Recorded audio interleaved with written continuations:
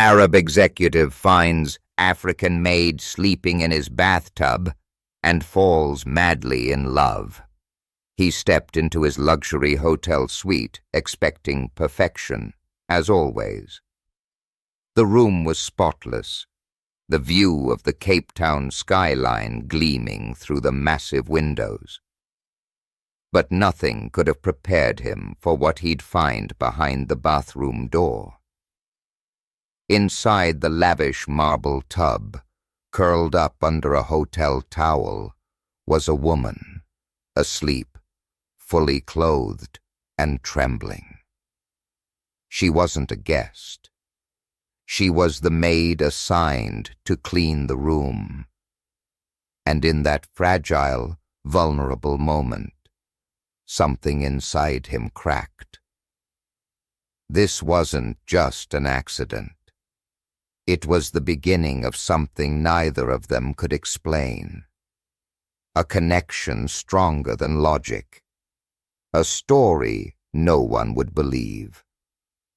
But what he learns about her, and what she awakens in him, will shatter everything he thought he knew about power, love, and destiny.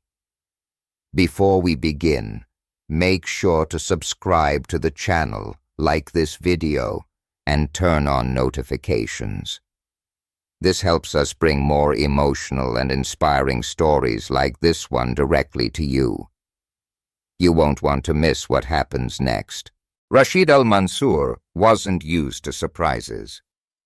As the CEO of one of the largest investment firms in the Middle East, his world revolved around precision, control, and results. His tailored suits, his private jets, his gold wristwatch that never ticked a second late. Everything in his life moved to his rhythm, and he liked it that way. That night, he arrived in Cape Town for a confidential negotiation with a South African tech group. He checked into the Eden Palace Hotel, a fortress of glass and marble perched above the city, where a private penthouse was always kept ready under his name. The concierge greeted him with practiced smiles.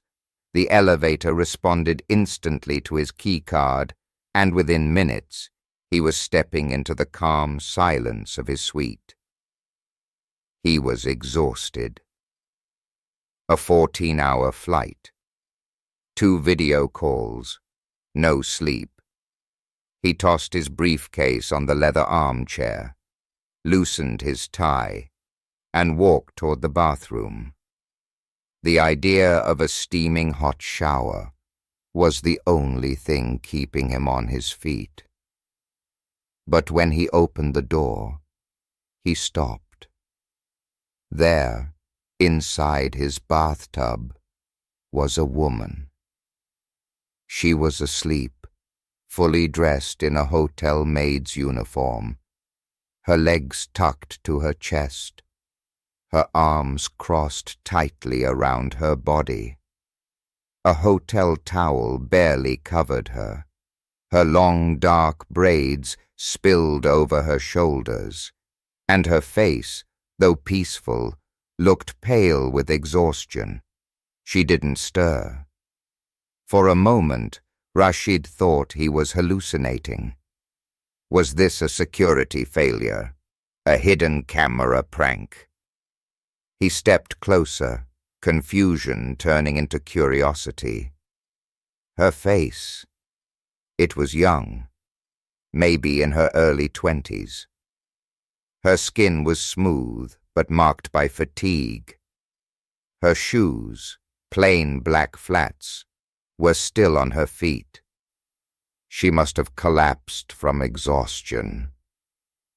Suddenly she flinched. Her eyes shot open, wide and full of fear. She gasped and bolted upright in the tub, blinking as if trying to remember where she was. Her eyes darted to Rashid, then to the doorway. Panic. I'm so sorry, sir. She stammered. "Please. I didn't steal anything. I swear. I just—" She swallowed hard. "I was tired. There was nowhere else to go. I thought this suite was empty. I only needed a few minutes." Her voice cracked. Rashid stood silent, stunned by the raw fear in her voice. She wasn't trying to manipulate him. She was afraid, for her job, maybe for her life. She was trembling. He raised his hand gently. "It's okay," he said quietly.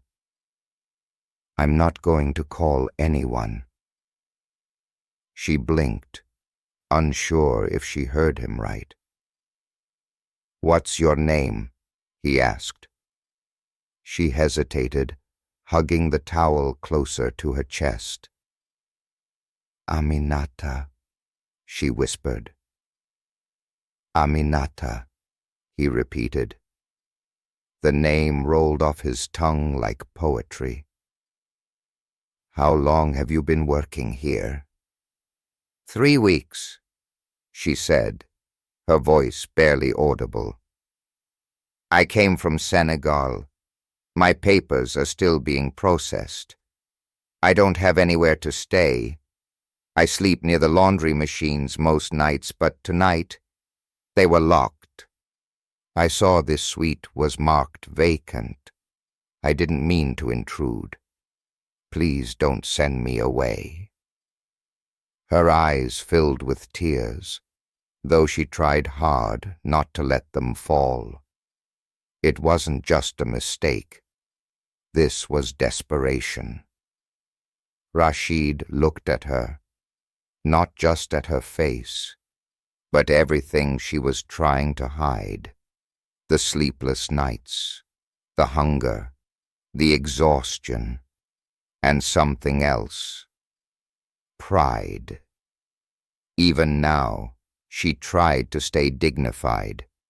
He felt something strange stir in his chest, something unfamiliar. "Do you have any family here?" he asked. "No," she said quickly. "No one." He looked around the luxurious bathroom, heated floors, gold faucet, the scent of imported oils, all of this. And a girl with nothing had chosen to sleep in his bathtub because it felt safer than the streets. "You need to shower," he said softly. "A proper one."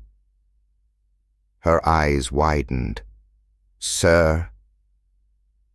"There are fresh towels here. Shampoo. Use them. I'll be outside. When you're done, come talk to me." She didn't move. Her mouth parted slightly. Her body frozen like a deer. "I'm not angry," he added gently. "You're not in trouble, Aminata." She nodded slowly, unsure if this was real. Rashid stepped out and closed the door behind him. For the first time in years, he sat on the edge of his own hotel bed and didn't reach for his phone. He just waited, and for the first time in his carefully controlled life, he wasn't sure what was going to happen next. The steam slipped from under the bathroom door, bringing with it a subtle fragrance of jasmine and mint. Rashid sat on the edge of the king-sized bed, elbows on his knees, hands clasped loosely. The sound of running water had stopped 10 minutes ago, yet the door remained closed. Part of him expected her to run. She had every reason to disappear, to escape the risk of being questioned or fired. But she didn't. That alone told Rashid something about her. When the door finally creaked open, he looked up. Aminata stood there, wrapped in one of the hotel's thick white robes. Her braids were damp, her face fresh and bare. She looked younger now, but also heavier somehow, like she was carrying the weight of 1,000 unsaid things. "Come," he said softly, gesturing to the armchair across from him.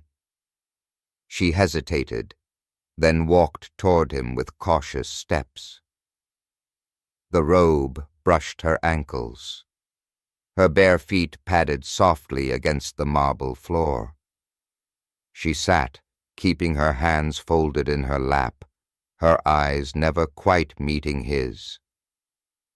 "You didn't run," Rashid noted quietly. "I said I'd talk to you." "I admire that," he replied. A long silence stretched between them. The city lights shimmered through the glass walls behind him, casting golden shadows across the room. "Why did you really sleep in the tub?" he asked gently. "The truth." She inhaled, then let it out slowly. "I've been cleaning suites for 3 weeks. Some days I work 16 hours straight. There's not enough staff, and I can't complain because I'm not even officially on the books yet. They keep saying the papers are coming, that I'll be paid next week, but the weeks go on." She looked down. "Last night I fainted in one of the service closets. They made me sign a warning." Rashid frowned. Aminata continued, her voice low but firm. "I'm not asking for sympathy. I just needed 2 hours somewhere safe. I saw your suite marked as empty for the week. I didn't touch anything. I wasn't even going to fall asleep. I just sat in the tub to rest." Her throat tightened. "But I guess I did." Rashid didn't speak for a moment. This woman, barely in her 20s, sleeping in a tub between 16-hour shifts, had more dignity in her silence than most men in boardrooms had in their tailored speeches. "You're not going back there tonight," he said firmly. She looked up, startled. "Sir?" "You'll stay here. This suite has a guest room. You'll rest, eat, and tomorrow I'll make some calls."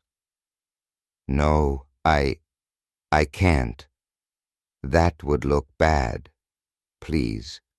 If anyone finds out—" "Let them," Rashid cut in, his voice calm but unshakable. "You need help. You're getting it." She shook her head slowly. "People like me don't get help from people like you." Rashid leaned forward. "And why do you think I'm like them?" "You live in the sky," she said softly, "and I scrub the floors below it." He studied her, the way her eyes flinched even as she told the truth, the way she'd built walls from pain and logic. He didn't blame her. Life had clearly taught her that kindness always came with a price. But Rashid wasn't trying to buy her. Not her loyalty, not her gratitude. He just wanted her to breathe.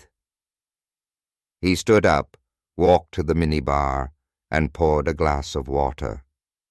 He handed it to her. Aminata took it with shaking hands, as if the simple act of receiving something freely was foreign. "I'm not asking you to trust me," he said, "but I am asking you to let yourself rest tonight.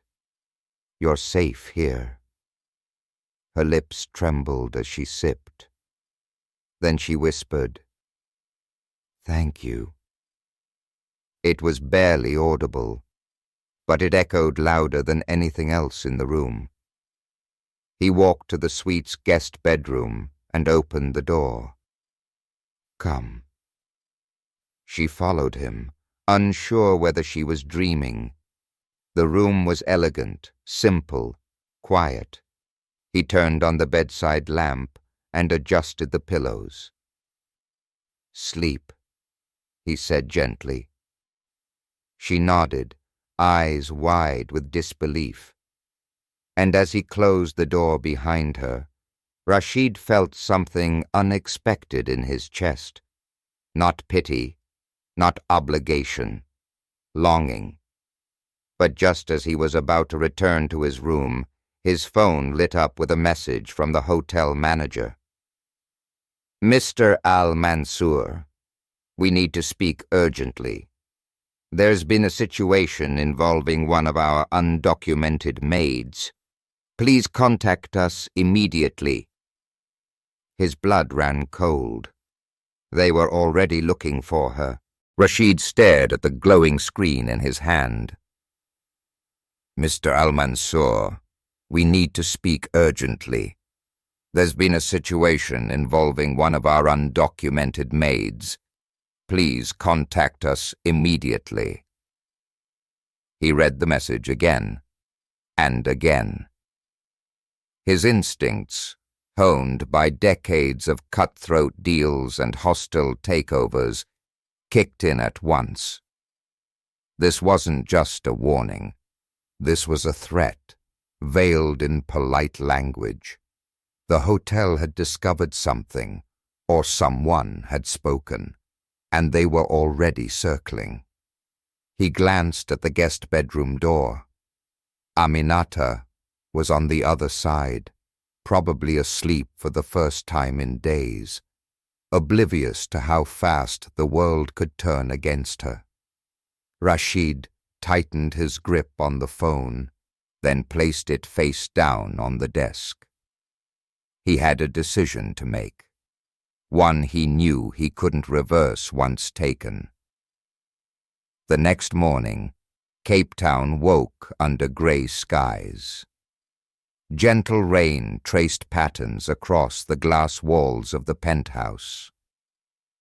Rashid sat in the living room, dressed in a navy suit, black shirt open at the collar. His coffee sat untouched beside him. Aminata stepped in quietly, wearing a fresh uniform the hotel had delivered hours earlier.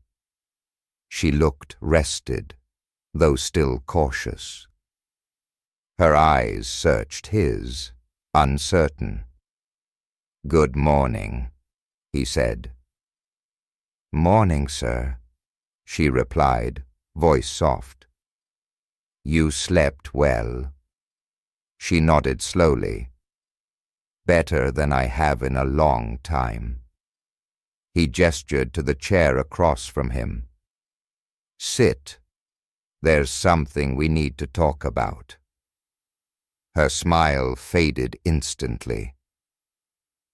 "I received a message last night," he began, "from the hotel manager. They know something, or they suspect. They mentioned an undocumented maid." She froze. "I didn't tell anyone you were here," she said quickly. "I swear, I didn't even leave the room." "I know," he said calmly. "But these places have eyes everywhere. Cameras, whispers. They're not interested in truth, only in image and liability." Her hands trembled. What does that mean?" "It means they might try to remove you quietly. No questions, no trace. Send you back, or worse, hand you to authorities." His voice tightened. "I've seen it before. Aminata's face drained of color. I can't go back. Not to Dakar. Not now. I've risked too much. You won't, he said, interrupting. I won't let that happen. Her eyes widened. Why would you help me? Why take this risk? Rashid looked at her, long and hard. I don't know, he admitted. Maybe because I've lived so long surrounded by people pretending to care about business, status, appearances, and then someone like you walks in and reminds me what real struggle looks like. Aminata looked away, blinking fast, trying to stop the tears from falling. She wasn't used to kindness without a catch. I need to make a few calls, he continued. I have people who can push paperwork. Quietly. If we move fast, we can get you a temporary protection status before anyone makes an official report. She stood slowly. I don't know how to thank you. You don't owe me anything, he said firmly, except one promise. She looked at him, unsure. Stay close, he said. Don't disappear. Let me fix this. She nodded, her throat too tight to speak. But even as he made the calls, first to a discreet immigration lawyer in Johannesburg, then to a private fixer he trusted in Cairo, he knew something had already shifted inside him. This wasn't just about keeping Aminata safe. This wasn't just about power or justice. This was personal now. By noon, the hotel manager arrived at Rashid's suite, fidgeting nervously outside the door. Rashid welcomed him with practiced warmth, a gentle smile, and an edge beneath it sharp enough to cut steel. I heard there was a situation, Rashid said, pouring tea without offering any. Yes, sir, the manager stammered. There's a minor staffing issue. One of the temporary hires. She's disappeared from her assigned post. We believe she might have entered a private suite by mistake. You weren't disturbed, were you? Rashid raised an eyebrow. I'm rarely disturbed, he said calmly. Especially not by hard-working staff. In fact, I'm considering hiring one of them personally. The manager's smile froze. Oh, that's unusual. Rashid leaned forward slightly. Let me make something clear, he said, his voice low. I value loyalty and discretion. If I find out that someone under your employment is being threatened, mistreated, or hidden away because they don't fit your corporate narrative, I will end every contract your hotel has in Dubai, Abu Dhabi, and Doha. The manager paled. Of course not, Mr. Al-Mansour. We deeply respect all our staff. I'm glad to hear that. Rashid smiled again. Then we won't have any more problems. As the door closed behind the nervous man, Rashid turned toward the guest room. She was still safe, for now. But something in his gut told him this wouldn't be the end. Someone else had noticed her too. And next time, they might not knock. That night, Rashid found himself watching the rain from the penthouse window, a crystal glass of untouched bourbon in hand. The city below was quiet. cloaked in mist and secrets. Normally, he would be preparing for a meeting or scrolling through market updates, but his mind was elsewhere. In the guest room, Aminata was asleep again, finally, after a long day of silence, paperwork, and whispered instructions.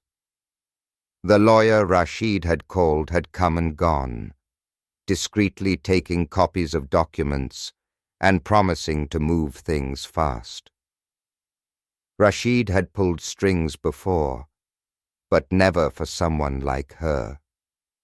Never for someone who had nothing to offer him in return, except her story, her presence.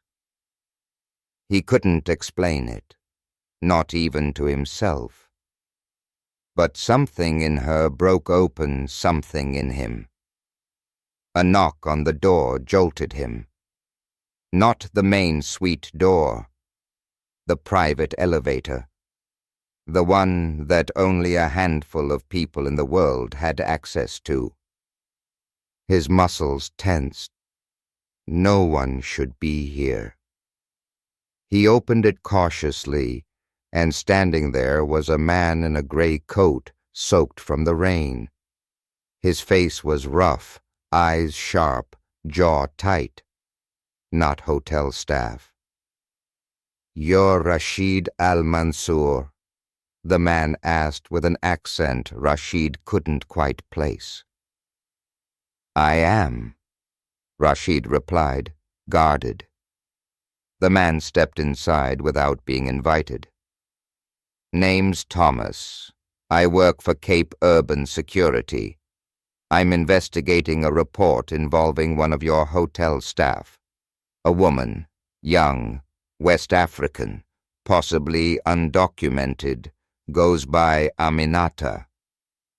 Rashid didn't blink. "I haven't seen her," he said calmly. Thomas tilted his head. "Interesting, because camera logs showed her entering this floor. The system pinged a key swipe that hadn't been authorized. You'd be surprised how many things people hide in suites like this."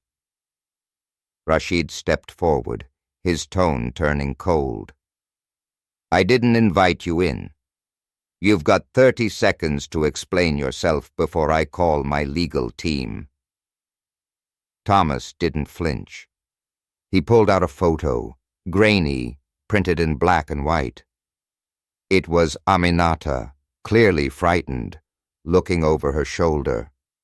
"She's wanted," he said. "Not by the law, technically, but by someone with a lot of money.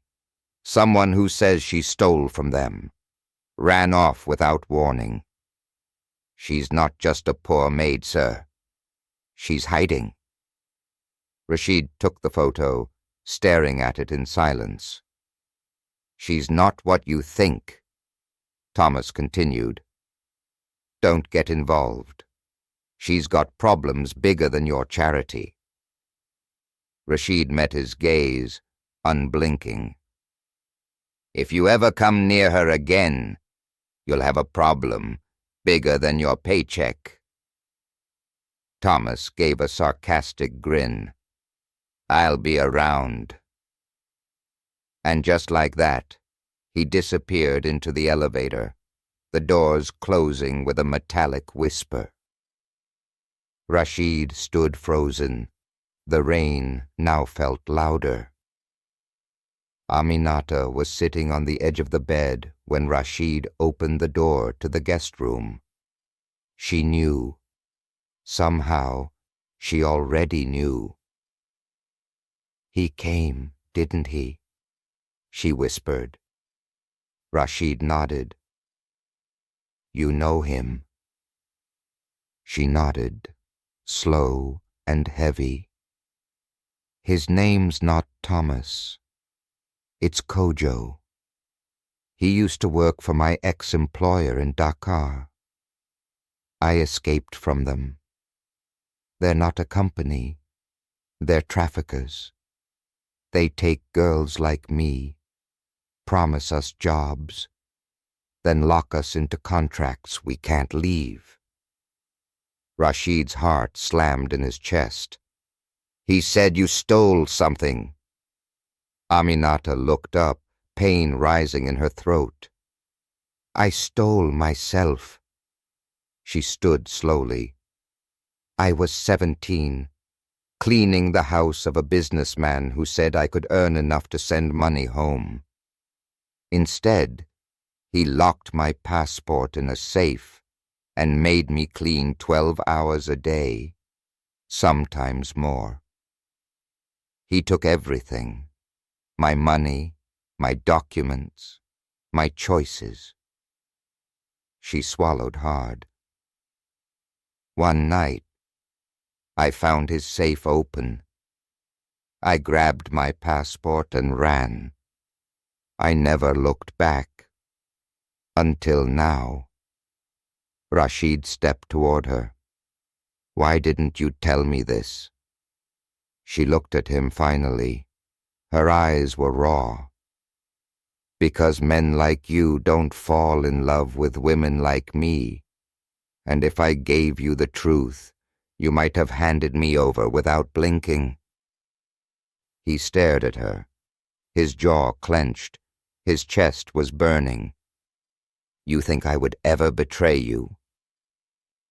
I think you live in a world where people always choose the safe path, she said softly.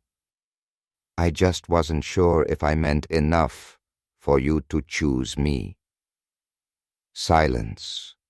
Then Rashid spoke, his voice low, trembling with something deeper than anger. You do. Her eyes widened. I don't care who's looking for you, he said. I don't care what they say you've done. I've seen who you are, Aminata, and I will protect you, no matter what. Her tears finally broke free, and in that moment, between fear and defiance, they stood face to face, two worlds colliding in silence. But outside the hotel, a black car waited with the engine running. Kojo wasn't done. Rashid barely slept that night. He stood at the glass wall overlooking Cape Town, watching the city breathe beneath him. The sky was clearing, but something in the air still felt heavy. Dangerous. He'd faced ruthless CEOs and political corruption across 3 continents. But this felt personal in a way he hadn't experienced before. He wasn't protecting a company. He was protecting her. At sunrise, Aminata emerged from the guest room, wearing a borrowed cashmere sweater that dwarfed her frame. She looked stronger somehow, despite everything. The shadows beneath her eyes were still there, but now there was also something else. Resolve. I'm ready, she said. For what? Rashid asked, setting his cup down. To stop running. He admired her courage, but part of him ached. She shouldn't have to fight this alone. Before he could respond, the suite phone rang. He frowned. Only hotel staff or security could call that line. Al-Mansour, he answered. Mr. Al-Mansour, apologies for the early hour, the concierge said, voice tight. But there's a woman downstairs, claims she's Aminata's aunt. She says it's urgent. She's very emotional and demanding to see her niece. Rashid's heart skipped. My aunt, Aminata echoed when he repeated it aloud. Her face went pale. I don't have any family here. Rashid's mind raced. Don't move, he said, grabbing his jacket. I'll go down myself. The hotel lobby was calm as always, sunlight flooding the marble floor. But Rashid spotted her instantly. A woman in her late 30s, expensive sunglasses pushed up into sleek braids, pacing near the reception desk with fake concern plastered across her face.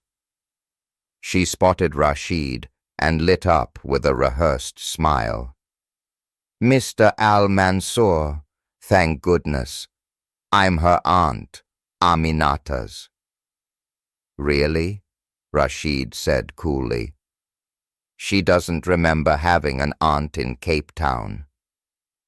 The woman's expression cracked for a fraction of a second, then recovered. "She's confused. You know how trauma works. I'm just here to bring her home. We've been searching everywhere. We were so worried." "You work for them," Rashid said, his voice ice. "Don't you?" She froze. He took a step closer. "Tell whoever sent you to back off. She's not going anywhere. And if any of you come near her again, I will make sure Interpol hears about the trafficking ring you're part of." Her lips parted. For a second, she seemed ready to lash out, but then she smirked.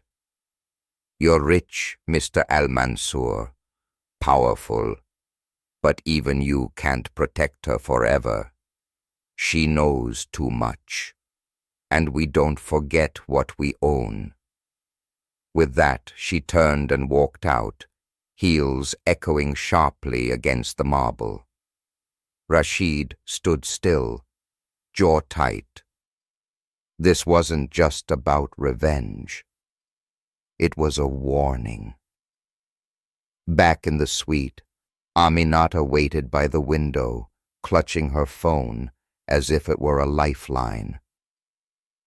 "She said she was my aunt," she whispered, shaking her head. "They never stop. They use names, faces, whatever works." "They're trying to rattle us," Rashid said. "They know we're close." Aminata looked up. "We are close?" His eyes softened. "I don't know what this is becoming," he admitted. "But I do know that I haven't felt this kind of clarity in years." Her throat tightened. "You see me, Rashid, not just as a charity case, but as me." He stepped forward slowly. "I've built empires, owned towers, but you walk into my life barefoot and afraid, and somehow I feel like I'm finally standing on solid ground." Their hands met, hesitantly at first, then firmly, fingers entwining like they were always meant to. But just as the moment settled, Rashid's private phone buzzed on the table.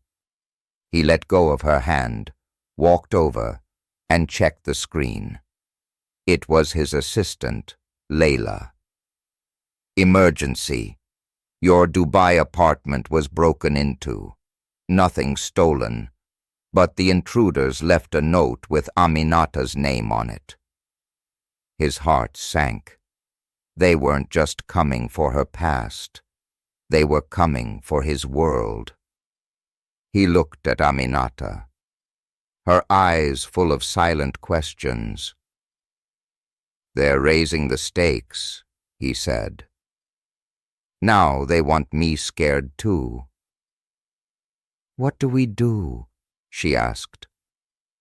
He looked out the window, then back at her. "We fight back." Rashid moved Aminata to a private residence outside the city, far from curious eyes. Only he and two trusted men knew the address. There she began to breathe. She smiled without fear, laughed for the first time. He taught her about business. She taught him how to feel. But danger lingered. One night, someone tried to breach the gate. They failed, but left a message burned into the wooden door. She belongs to us. Rashid knew then protecting her wasn't enough. He had to eliminate the threat. He made one call, a powerful one. And war began in silence. The operation was swift, files exchanged, evidence delivered. Within days, the trafficking ring was exposed across 3 countries. Arrests were made, bank accounts frozen. And Kojo? Caught. Aminata cried, not for him, but because it was finally over. Rashid held her tightly. He didn't say, "You're safe now." He said, "You're free." She looked into his eyes, her voice soft and steady. "What now, Rashid?" He smiled and replied, "Now the world belongs to you too." They returned to Dubai, not as maid and master, but as 2 survivors, 2 hearts aligned.